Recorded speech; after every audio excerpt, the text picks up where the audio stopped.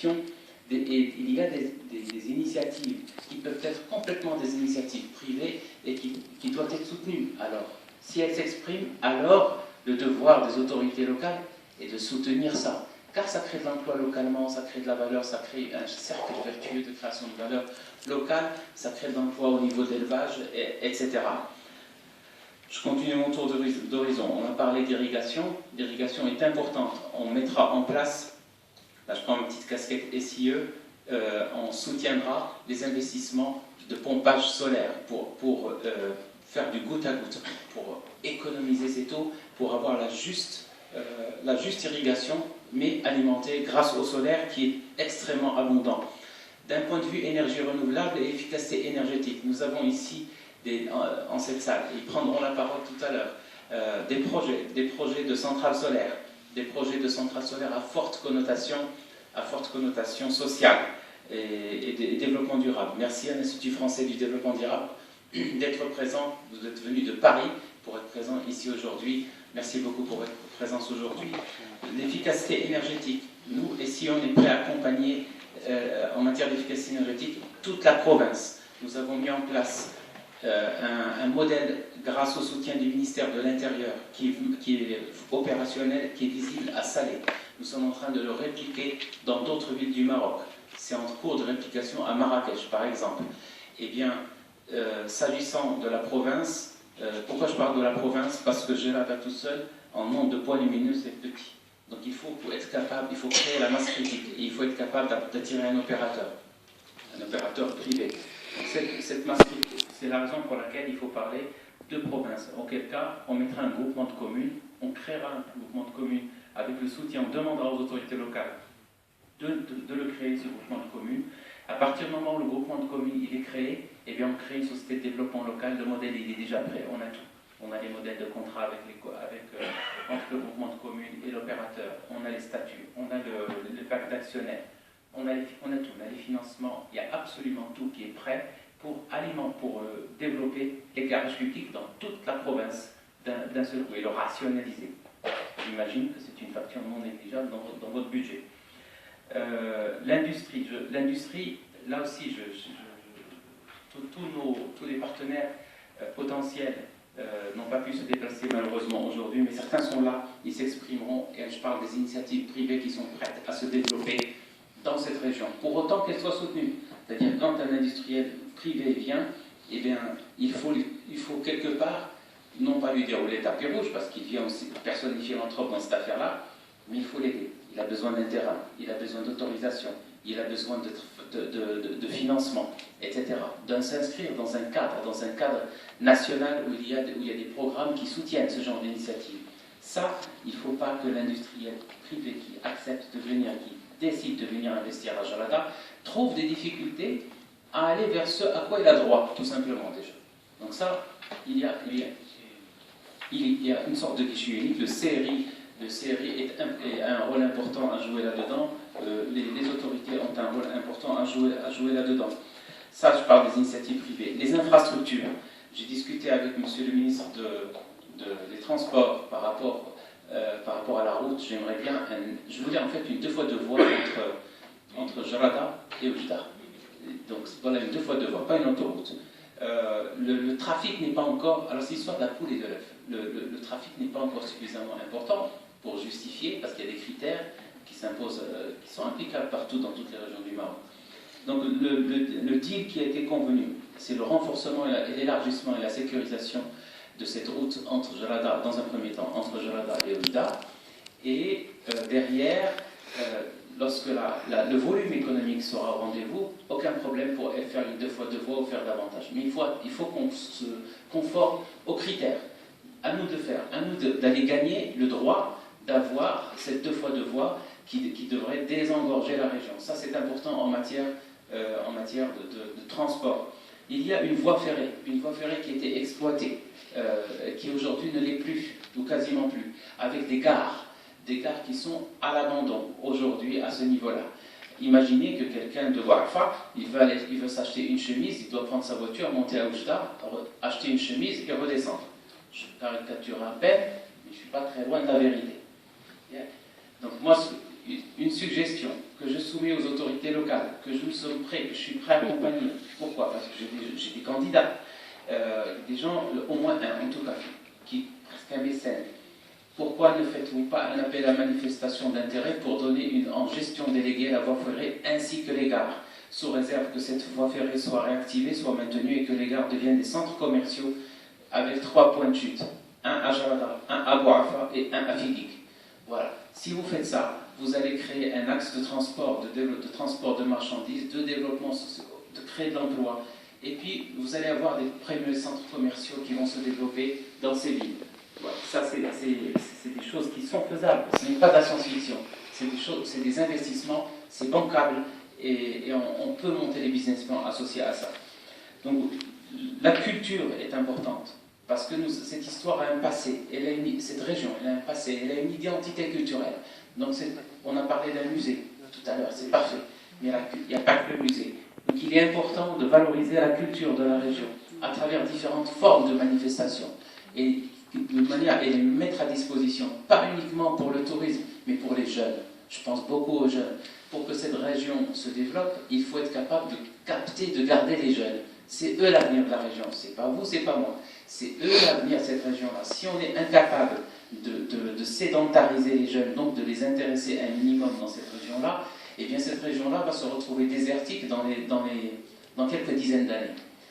Il faut trouver des centres d'intérêt pour les jeunes de différentes sortes. Et la culture est un axe important et fondamental. Je rejoins parfaitement ce qui a été dit par Mme Marignelli sur l'accès au haut débit, au niveau de la technologie de l'information.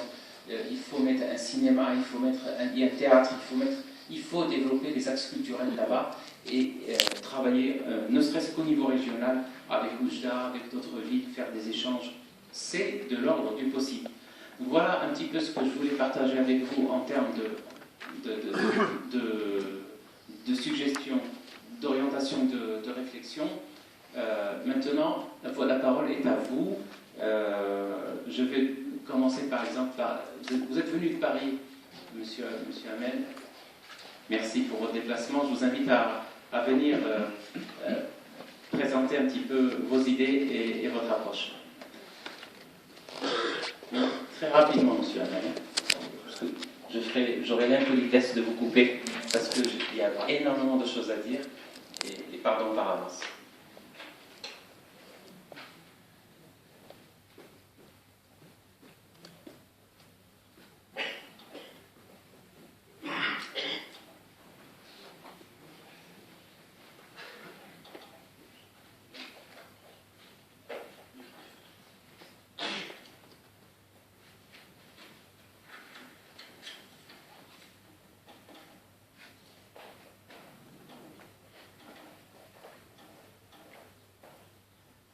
Alors en attendant, d'autres personnes n'ont pas pu se déplacer d'Italie, qui sont prêts à investir dans les industries de développement de plantes, d'exploitation de plantes aromatiques et médicinales dans la région regorge naturellement.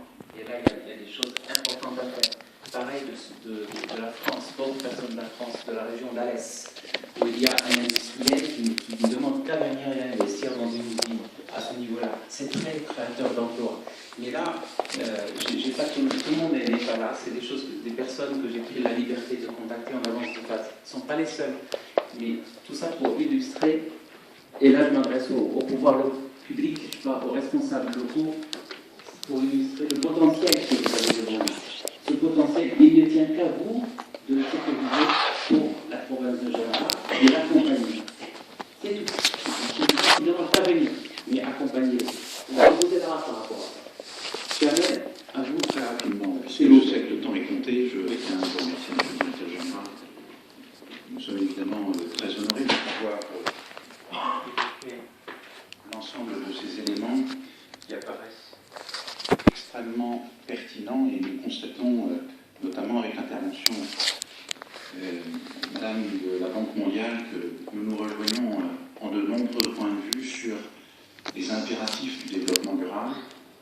Et ces impératifs de développement durable, nous constatons malheureusement que lorsque l'on aborde des projets d'énergie renouvelable, c'est un constat malheureux, ces projets ne s'inscrivent pas forcément et résolument dans une approche intégrée. c'est-à-dire en respectant les trois composantes traditionnelles du développement durable que vous connaissez tous, définies depuis 1987 par les Nations Unies, c'est-à-dire il y a bientôt 30 ans, mais que l'on prend malheureusement et que l'on segmente sans considérer que c'est un tout, c'est donc une approche intégrale, et cette approche intégrale doit être prise en compte de façon systématique par l'ensemble des parties prenantes, qu'elles soient publiques ou privées, et cela, je dirais, pour renforcer par ailleurs la transposition des objectifs de la COP21, et puis pour conforter, qui plus est, conforter les préparatifs de la COP22. Raison pour laquelle l'Institut français du développement durable s'inscrit résolument dans une approche systématique pour chaque projet de développement durable, pour chaque projet d'énergie renouvelable, dans le respect des trois E, c'est-à-dire l'environnement global, l'économie locale et l'engagement social. Cet impératif, il s'inscrit également, puisque nous prenons en compte l'ensemble des intérêts, qu'ils soient publics et privés, il peut s'inscrire aussi dans les investissements socialement responsables, ISR, et la responsabilité sociale des entreprises. Donc nous nous positionnons comme porteurs, comme développeurs, mais surtout et aussi comme accompagnateurs de projets sur le long terme, sachant que ce sont des projets qui ne sont pas français, ce sont des projets marocains, des projets locaux, car évidemment les autorités locales ont une sensibilité beaucoup plus importante que nous sur les priorités à donner au développement économique et social. Mais nous accompagnons ce développement économique et social pour qu'il soit systématique, qu'il soit obligatoire. Raison pour laquelle vous voyez ce schéma qui intègre ces trois composantes. Pour un projet donné, un projet d'énergie solaire, eh bien, de façon systématique, vous allez avoir la composante économique qui va intégrer du transfert de technologies obligatoires que nous imposons aux partenaires industriels, de l'emploi local obligatoire que nous imposons aux partenaires industriels, de la formation obligatoire que nous imposons aux partenaires industriels. Et cela évidemment avec toutes les autorités locales.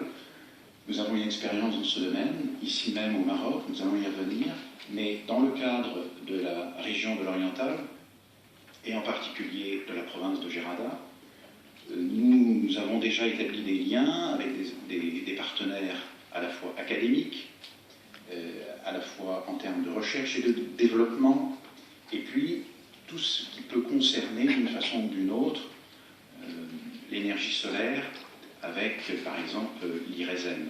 C'est-à-dire que nous considérons que l'ensemble des partenaires intéressés par un projet d'énergie solaire, en l'occurrence, doivent se regrouper et permettre ce développement économique de la province, de la région au sens général du terme.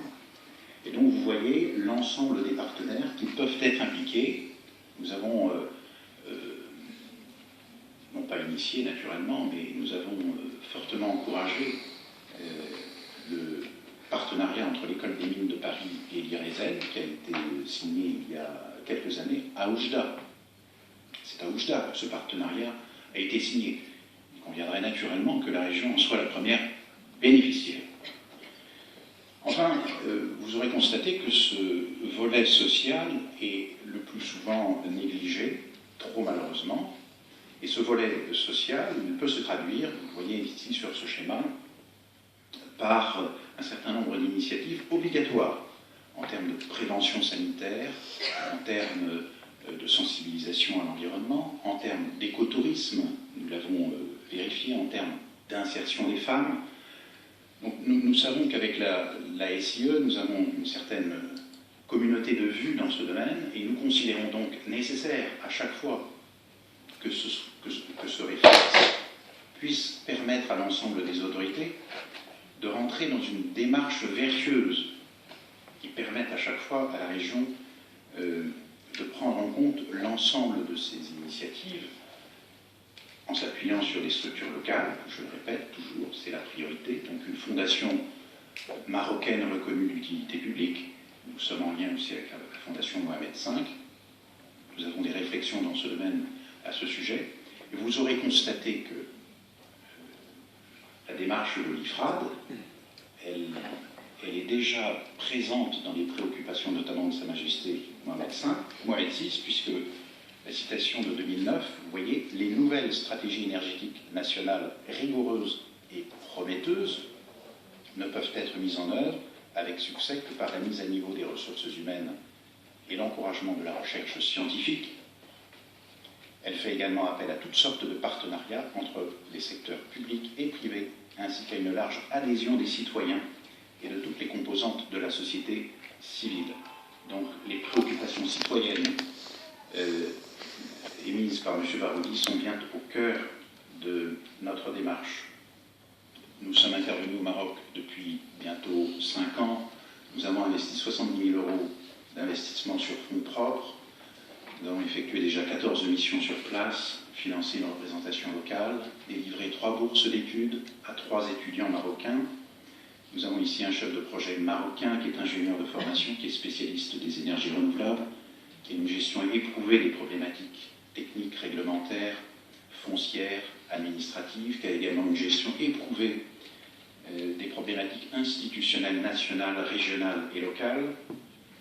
Nous nous appuyons sur un expert français, spécialiste des centrales solaires depuis plus de 30 ans, qui est accrédité par l'État français, qui a effectué 2 études de faisabilité ici au Maroc, approuvées par le ministère de l'Énergie, des Mines, de l'Eau et de l'Environnement, que nous avons accompagné gratuitement et préparé, qui a été financé par le Trésor public français et par l'ADEME, et qui a été destiné en 2012 à l'ONE et en 2013 à la SIE. Donc cette expérience concrète des solutions juridiques, financières, industrielles et partenariales que nous souhaitons mettre au service de la région de l'Oriental et en particulier de la province de Gerada peut se faire, vous voyez, d'une façon intégrée en prenant systématiquement en compte ces diverses préoccupations, en apportant par ailleurs des solutions innovantes sur le plan technique. Je vous donne juste un exemple.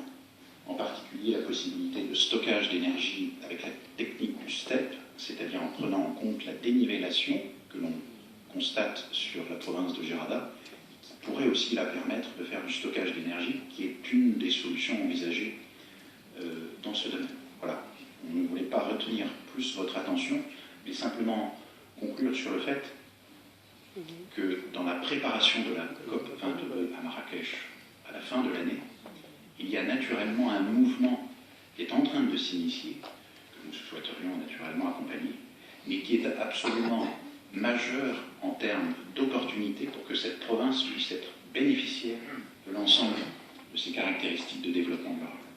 Merci, M. Hamel. Vous l'avez compris, c'est une association très active dans le cadre du développement durable et qui a focalisé, qui travaille un peu partout, en Afrique d'ailleurs, et notamment au Maroc. Au Maroc, là aussi, il y a beaucoup de possibilités qui nous sont proposées en matière de coopération avec, entre l'université. On revient toujours à l'affaire des jeunes, des 3 E, comme ça a été expliqué par M. Hamel. Ce que je voudrais, c'est donner un petit peu la parole à la salle. Donc, Monsieur le député, je vous en prie. Un micro, s'il vous plaît, pour monsieur. Bien,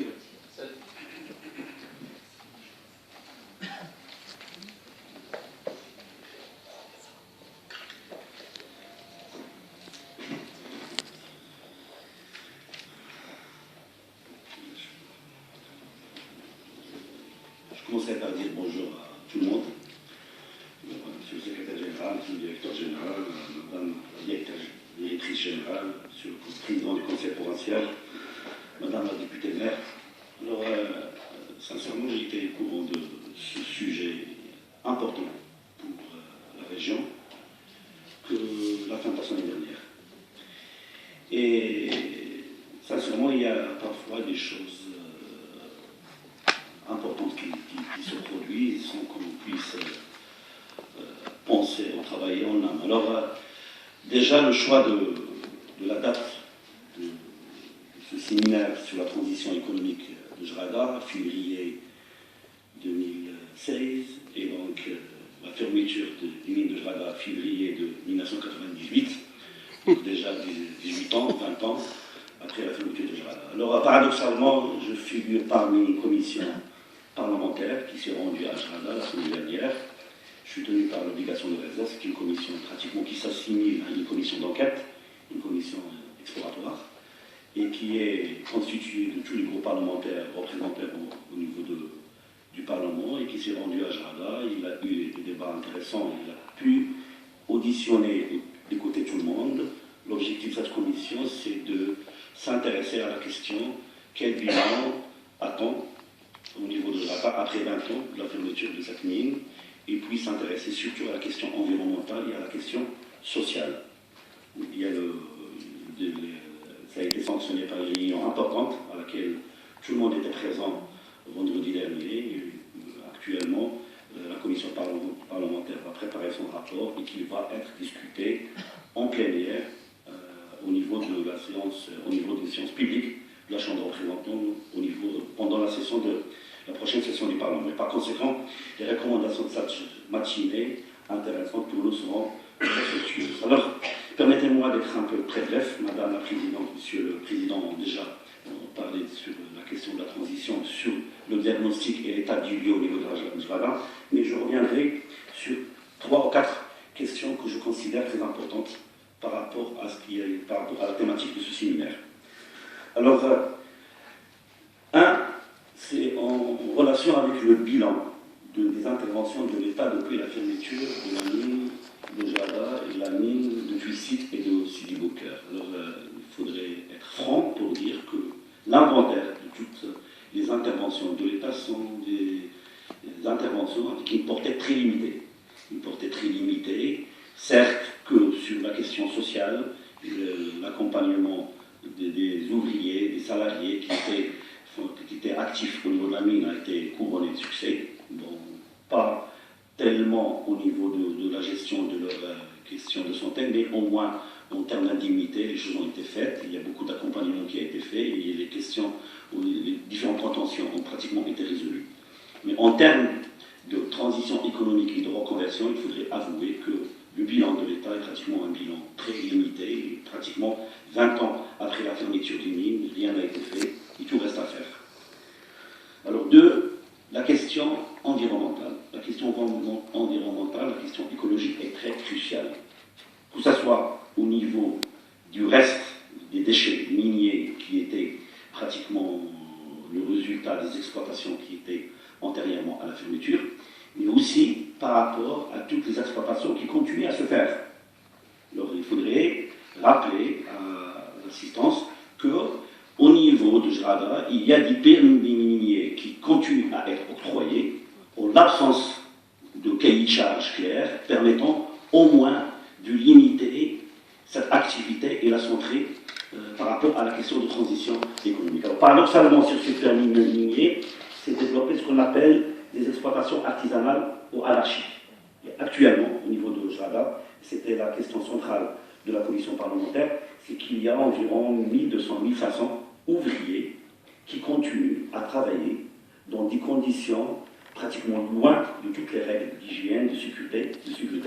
Et paradoxalement, l'activité continue à se faire et sans qu'on puisse s'intéresser au devenir de ces ouvriers. Et pour dire que 1200-1500 ouvriers qui continuent à travailler dans des conditions loin de la sécurité, c'est une question quand même sociale qui est très aiguë.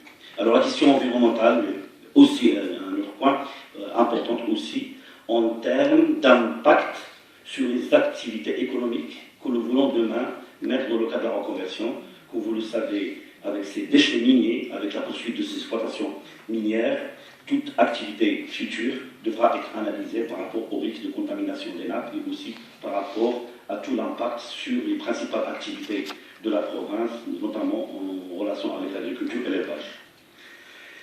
Les questions sociales, j'en ai parlé, il faudrait qu'on puisse quand même s'attarder au devenir de ces artisans qui sont là, faut-il qu'on ait une politique d'intégration, une politique de reconversion, ou plutôt les organiser dans le cadre de coopératives minières. Paradoxalement, cette question les coopératives minières, on n'a pas beaucoup réfléchi. Peut-être même au niveau du Parlement, il y a quand même un travail à faire pour un peu plus ou moins réglementer ou légiférer sur ces questions de coopératives minières. Alors, pour conclure, les attentes des élus et puis les attentes de la province par rapport aux élus. Alors, au niveau de la région, simplement orientale, Madame la directrice de la Banque mondiale a parlé sur toute la question des régions défavorisées. Je crois que la région orientale en est une. Il n'est pas inintéressant de souligner que, en termes d'efforts d'investissement public au niveau de la région orientale, c'est pratiquement en deçà de nos attentes. Ça ne dépasse pas 3,4% de l'effort d'investissement public par rapport à d'autres régions. Donc nous sommes vraiment en bas de tableau par rapport à l'effort public au niveau de la région.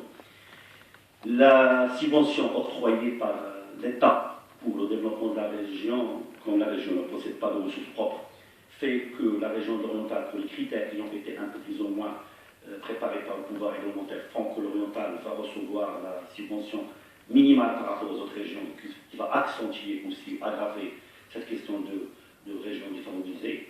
Et puis, les fonds qui sont prévus par la Constitution concernant la mise à niveau social des régions et aussi la solidarité et la cohésion interrégionale n'ont pas encore été concrétisés. Par conséquent, rend la tâche des régions très difficile, étant donné que les ressources sont des ressources très modestes pour venir en aide à beaucoup de provinces pour lesquelles nous pensons que la province de Jrada et la province de Fili et de Lewish, c'est trois provinces sur lesquelles le Conseil régional actuel essaie de focaliser ses efforts dans un souci d'équité sociale et spatiale. Alors pour conclure, je crois que tout le monde est concerné par la problématique de Jrada. Nous pensons que les recommandations par rapport à un projet viable qui tiendra la route est une affaire de tous, l'affaire de l'État, l'affaire des élus, l'affaire des services de l'État. Nous lançons un appel au ministère pour qu'ils puissent réorganiser leur administration pour accompagner les élus. La décentralisation est là, mais la déconcentration reste encore en retard. Au niveau de Jrada, pratiquement, il n'y a pas de service déconcentré de l'État, pas de direction de l'État, pas de direction d'équipement, pas de direction de la santé, pas de direction de l'environnement, et par conséquent, les élus sont seuls par rapport à des problématiques pour lesquelles ils n'ont pas les moyens d'agir. Nous lançons un appel pour que l'État accompagne cet effort de décentralisation, parce que sans services déconcentrés, outillés, renforcés, avec des ressources moyennes, humaines et matérielles, les élus, leur tâche restera limitée. Alors, aussi un appel à tous les partenaires technico-financiers. Je crois qu'au niveau de l'oriental, je connais bien la question, les questions sur lesquelles se sont intéressés et focalisés les différents partenaires technico-financiers restent très modestes, et nous serons heureux à recevoir une équipe ou un collège de partenaires technico-financiers qui pourront accompagner la région dans toutes les questions qui pourront un peu plus ou moins être des questions de développement économique et régional et qui permettront un peu de rehausser et de permettre un véritable décollage de la région. Merci beaucoup. Merci, Monsieur le député, pour ces éclairages. Pour avancer le débat, d'abord, je salue le départ de Madame la directrice de la Banque mondiale. Merci d'avoir été présente. Je sais qu'il y a des contraintes fortes qui vous attendent, donc bon courage et à très très bientôt. Et merci. Alors, sans tarder, je continue. Pour gagner du temps, parce qu'encore une fois, j'ai proposé qu'on sorte avec un plan d'action. Il faut être concret. Maintenant, je veux des actions. Donc, chaque intervention, s'il vous plaît, la parole est complètement à vous. Faites-nous, quelles sont vos propositions, vos idées? Comment vous voyez? Quelle est votre vision? Quelle est votre approche?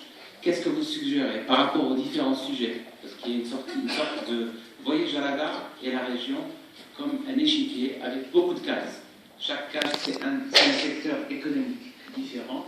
Quelles sont vos suggestions, vos apports, vos idées, de manière à ce qu'on puisse intégrer tout ça dans une vision globale? Nous avons un économiste ici avec nous qui est prêt à réfléchir et à élaborer cette vision et à répondre avec nous, à structurer la réponse à la question que va devenir la région dans 30 ans.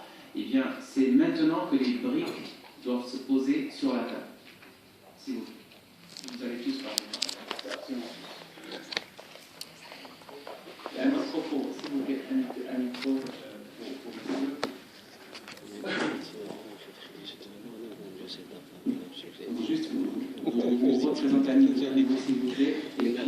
faut qu'on parle de la planification. Oui, bonjour. Je salue tout d'abord l'initiative d'avoir permis donc la création de ce débat. Sortir avec des recommandations aujourd'hui, je pense que c'est un peu trop ambitieux, mais je proposerai simplement la création d'un petit